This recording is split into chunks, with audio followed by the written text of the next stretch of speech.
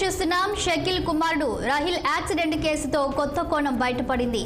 ఈ కేసుకి సంబంధించి పాత Banjara Hills ACP Sudarshan, CI Rajasekhar Reddy, SI Chandrasekhar పై సస్పెన్షన్ వేటు పడింది. ఈ కేసులో రాహిల్ కు సహకరించినందుకు ఇరు అధికారులను సస్పెండ్ చేస్తూ డీజీపీ ఉత్తర్వులు జారీ చేశారు.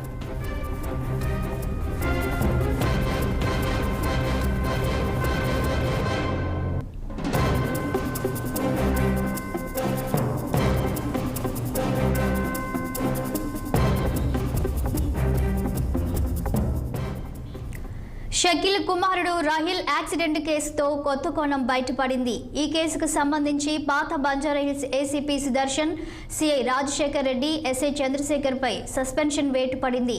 ఈ కేసులో రాహిల్ కు సహకరించినందుకు ఇరు అధికారులను సస్పెండ్ చేస్తూ డీజీపీ ఉత్తర్వులు జారీ చేశారు. ఇక దీనిపై మరింత సమాచారం మా క్రైమ్ రిపోర్టర్ నిర్మల అందిస్తారు.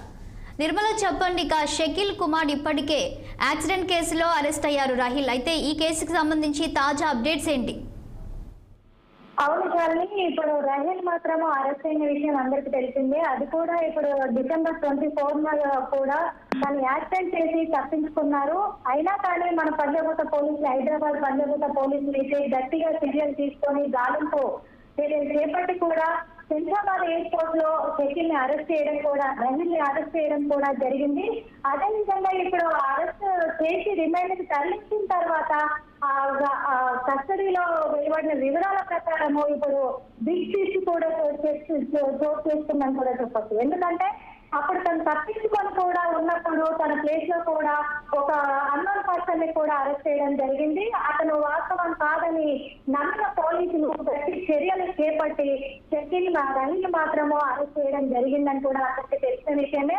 అతని విచారణలో భాగంగానే తనకు సహాయం చేసి అతను తప్పించుకోవడానికి సహాయం చేసిన వాళ్ళు కానీ, అలాగే తన కేసు ఫైల్స్ కూడా తారుమారు చేసిన వాళ్ళు ఎవరు సహకరించారనేది కూడా శుక్రవారం రోజు వెల్లడైంది. పంజాగుట్ట పోలీసుల విచారణలో మాత్రము తనకు సహాయం చేసింది కూడా పోలీస్ అధికారులను కూడా బయటపడింది. ఒక 3 పోలీస్ అధికారులు తనకు సహాయం చేశారని బయటపడడంతో శుక్రవారం రోజు వాళ్ళని సస్పెండ్ చేస్తూ కూడా ఉత్తర్వులు జారీ చేయడం జరిగింది.